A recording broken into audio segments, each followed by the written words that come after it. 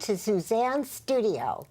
I'm Suzanne Barnett, your host, and tonight I am so pleased to introduce our guest, Steve Conley.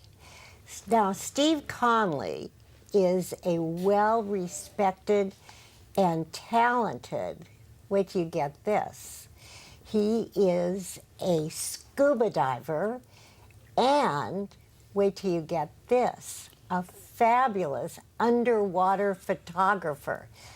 Steve, I am really excited to have you on the show. Thank you for being here. Well, Suzanne, I appreciate it. Thank you very much. It's always fun to talk about my love of the water. And we're going to tell just a bit about your background, that you're a native Californian, and you haven't always been a scuba diver. What were you before that? Well, I started out, actually I did quite a bit of snorkeling when I was a teenager, but professionally or education-wise, I have a bachelor's degree from Stanford and a master's degree in business from UCLA.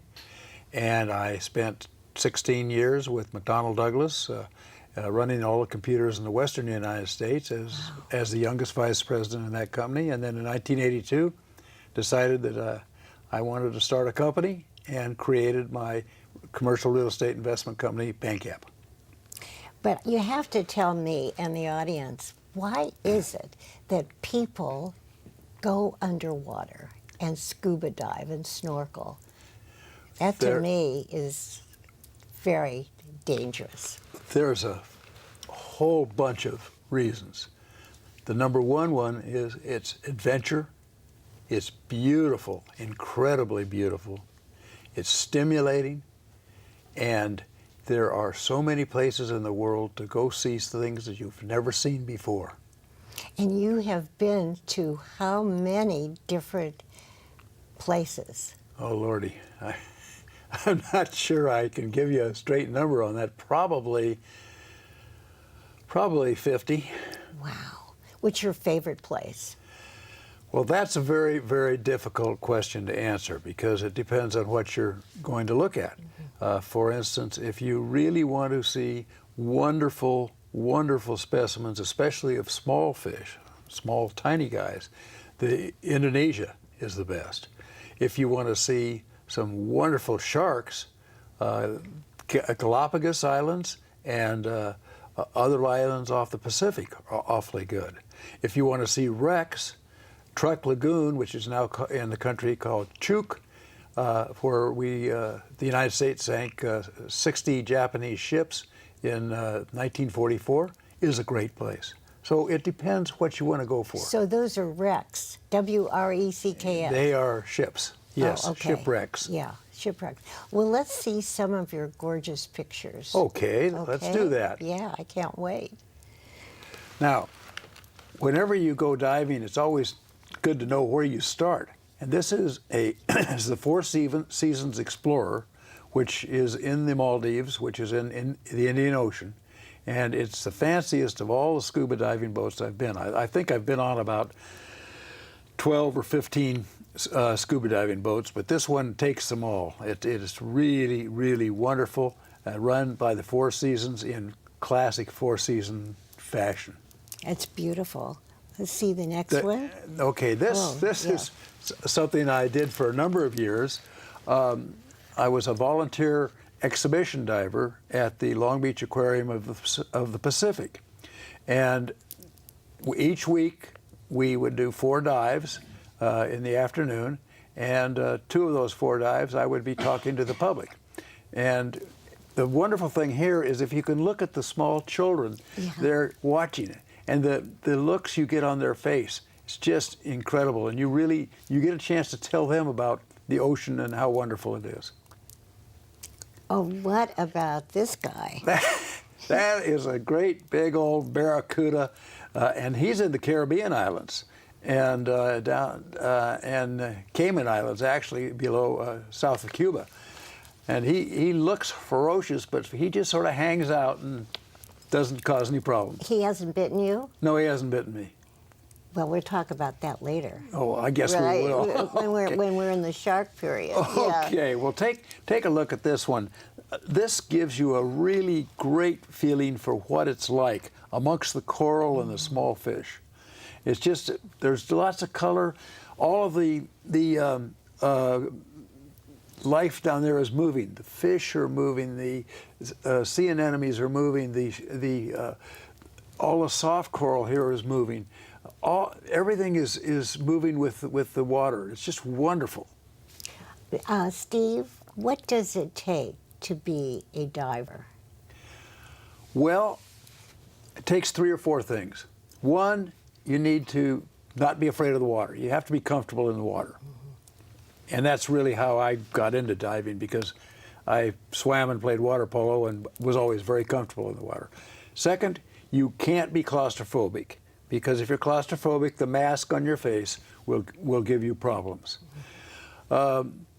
Third, you have to have a real desire for adventure, and that's a real key part of it. And fourth is just, you got to always be looking for something new.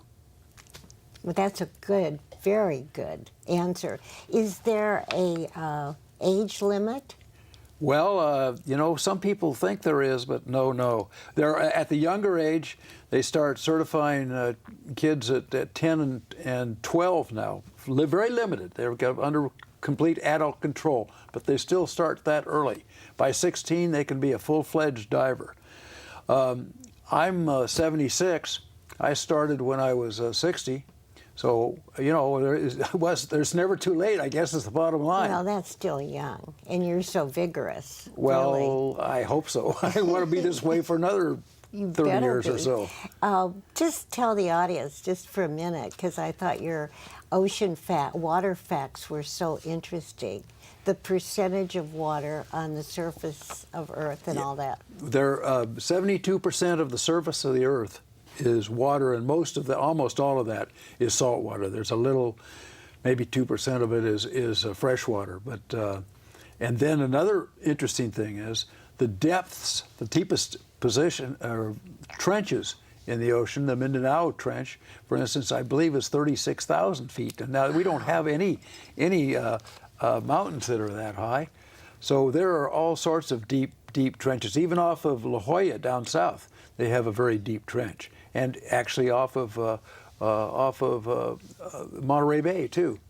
What is the deepest that you've ever gone? Deepest I've been is 155 feet.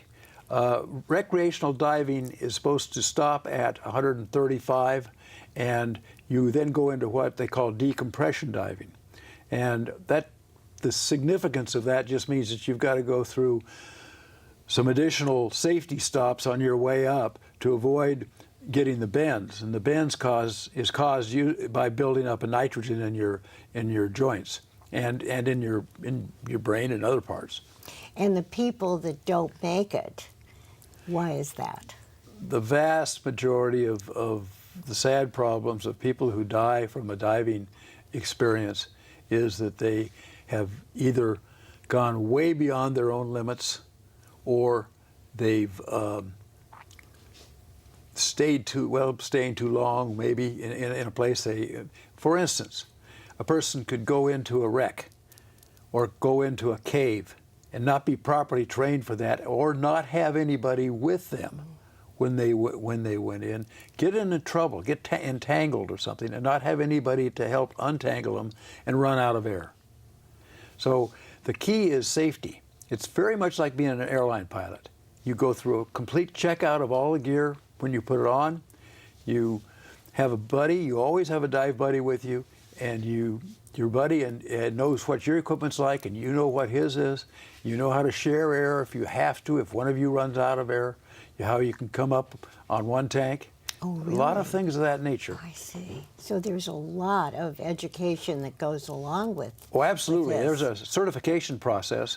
My certification is as a rescue diver, which I can best describe as a lifeguard of divers. I see. Let's show some more pictures. All right. Okay. Oh, this is one of my favorite guys. Oh, that's a hammerhead shark. Is it really? Is that a baby? No, that's a big guy. He's about 10 feet long.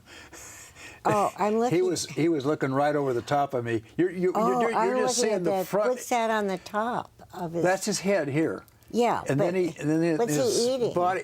He isn't eating. He's just got it. That's his head looks that way. Oh. The head that's a scalloped hammerhead shark. Yeah. His eyes are on the end, and he has very unique vision out of those eyes. You can see forward, backward, and to the side, and then you see his mouth down below. Yeah. But that thing that you said he was eating, that's his head. That's his head. And they are a very unique animal. That picture was taken in the Galapagos Islands. Marvelous. At about 65 feet, where we were on a seamount, holding ourselves in place because there was a lot of surge, and this guy went right over the top of me. No, I could have reached out and touched him. No kidding. But they're not going to eat you. No, they aren't. They are not, unless there's a problem with a whole bunch of them possibly getting into a frenzy. They are not a dangerous fish. So, but they are carnivorous. Oh, they are very carnivorous, Yeah. and in fact, all the sharks are carnivorous. I see. Oh, what is this gorgeous thing? That's we just saw one of the bigger ones. Now we'll see one of the littler ones. This is called a leaf scorpion fish, and leaf because of the shape. Yeah. Scorpion fish because he's of that family. He is about 2.5 to 3 inches long, so that's quite a blow up. And they're poisonous? Well, the scorpion fishes all have some poison. This one is not dangerously poisonous, but some of them are very poisonous. I see. I call this picture lunchtime. There's a diver in the water, Yeah. the boat up above, and the silky shark is sort of cruising around there. Yeah. There were two of them cruising around there when I took this picture. Yeah. And they're about 8 feet long, and the diver actually, if you looked real close, had a camera in his hands too. But you don't see it that way. So lunchtime seems to work out okay. But you're saying that they're going to eat that poor guy. Oh, well, No, not really. no, You're no, right. no. I'm playing a little Jaws on you. Yeah. Okay. Okay. Oh, look. And at there this. is Nemo. Nemo is one of the favorite of the kids. You remember the movie Nemo? Sure. And that is a clownfish in a sea anemone. They hide in there. The sea anemone has a sting to it that will actually kill or hurt other fish, so they won't go near them. But these guys are insusceptible to that, and they don't have a problem with it. So as a result, they live in there, raise their families in there, and they're a fun fish. That's fascinating. See the next one. I think we're back on Well, talking. we're saving four or five more Yes. towards the end. So I get to ask you more questions. Oh, great. Tell the hot story. I said, when we were talking, I said, Steve, do you have some really exciting story? And I have to say that all of your stories are exciting. I mean, especially for me, because I think love the you're fish. thinking of the aquarium story. Yes, yes.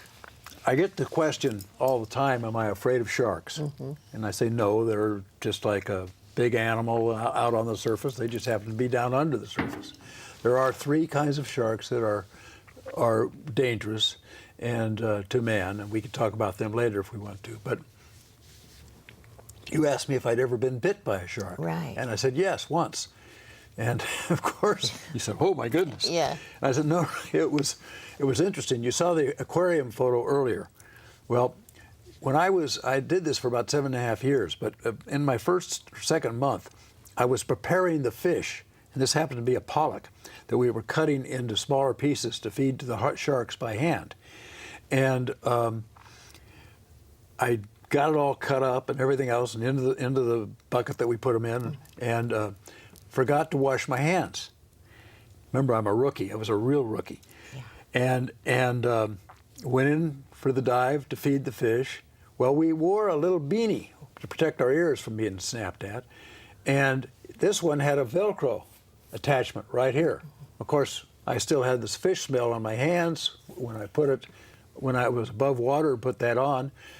I smeared a bit of it here, I guess, and I'm down there feeding, and all of a sudden my head goes like this as I get hit on the side. And I went like this. Gosh, that was big.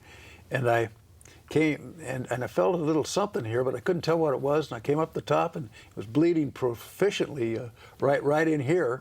And I had to go to the emergency and have a tetanus shot. And that type of thing. Didn't take stitches, but it became the story of the guy who got bit by a shark and survived. And survived. And he didn't take off your ear or anything? No real damage. So are you saying that are sharks intelligent at all? Yes. Not They are. like dolphins or No, they aren't whales. as intelligent as dolphins or octopus, but they're reasonably intelligent fish. Some of that goes with different species of the shark, or families of the sharks.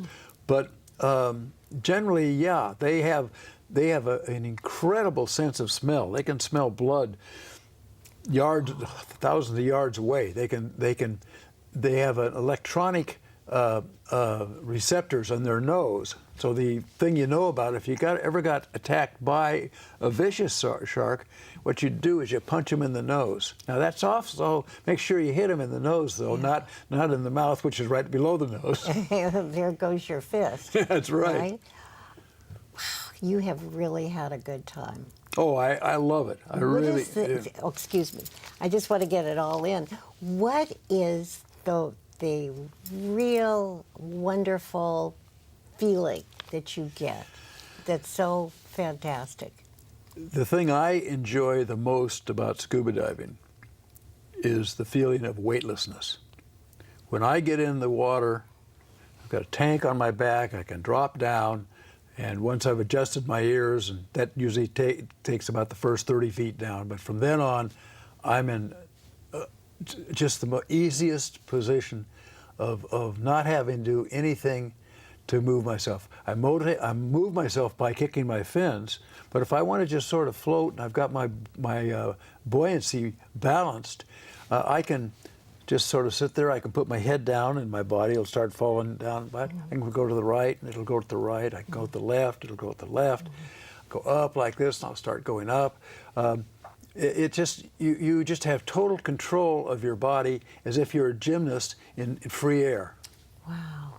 So that is addicting, wouldn't it? Oh, it is. Yeah, it really is. And you ask anybody who has dived for an extensive period of time so that they're totally comfortable in it, and they'll tell you that they're more comfortable doing that than they are walking on land. Yeah. And you feel safe because you know exactly what's going on. Absolutely, and that's really, really important, to always know what you're doing and not to overstep your knowledge of your skills. Well, you're so educated to, the mammals and the fish. What advice do you have? What's really important for the planet to know about the ocean? It's vitally important that we take good care of the ocean. If I could talk to all of your audience and just say, our oceans need your help. They don't need you throwing trash in the street, which goes into the gutter and washes out to the ocean, and it may be even a plastic bag that a turtle might swallow. It would tie up its whole internal system, and they would die.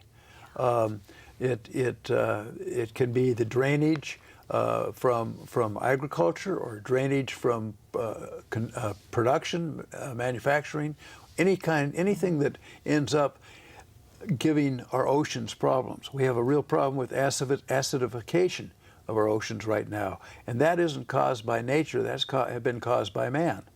So protecting our oceans is vitally important, because they're going to be a marvelous source for different kinds of medicines and things in the future, and are already starting to be. Yeah, how can you get that message out? Well, I'm doing it right now. I know, but what else? There are a number of organizations that support our oceans there, and you could investigate them by going on Google on your computer and checking them out. World Wildlife Federation has some programs on the ocean. There are, as I say, numerous ocean ones. The PADI Dive organization, or NAUI, which are the two dive certification organizations, do a lot to protect it. The real key is just to when you hear about the oceans, listen and pay attention, and when you get an opportunity, do what's right. Tell other people. That's so important. So we're practically at the end of our show, so we must see the rest of the pictures. All righty. Well, okay. this is Papa Sea Lion, Look. Oh, and darling. this was down in La Paz, Mexico, and he didn't like me coming into his brood, and he was going around just trying to get me out of there. And finally, I got myself against a rock into a little back area, and he decided I was harmless, so he started showing off. No, oh look at his face. Oh yeah, it's so he's darling. Just showing, and he's a big guy. He's bigger than he's as big as I am, anyway. Wow. And I call this a seascape, much like a landscape. It's a very, very difficult picture to get because water is 800 times as dense as air, and so to get a good picture like this, you have to your strobes will light up the near stuff, but they won't light up the far stuff. And so you look at the bottom side of the ocean and all. This was taken at about 25 to 30 feet of water, so that I had ambient light coming in from above too. It's beautiful. That's really a gorgeous picture. And that is always a fun guy. That's a swooping manta. He's 20 feet across, and that was taken actually down in Mexico also.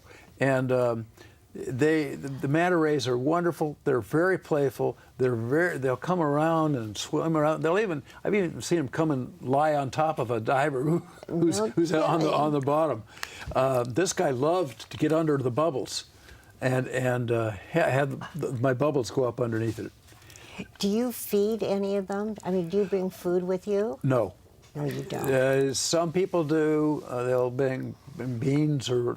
Oh, there I am. Well, that's my camera down there, and you can see it's not a small thing. It's a pretty good sized deal when you get the strobes on the side of it. How big is it, would you say? On above land, it weighs about 10 pounds. Down in the water, it's weightless. It's weightless. Yeah. Even though the water is so dense. You'd think it'd be just the other way. No, it really supports it. Yeah. Of course, this I have more sunset pictures. This is a wonderful one taken in the Maldives again, and it's just the kind of vision you get. And if there's anything that scuba diving and underwater photography gives me, it's a sense of freedom and adventure and beauty.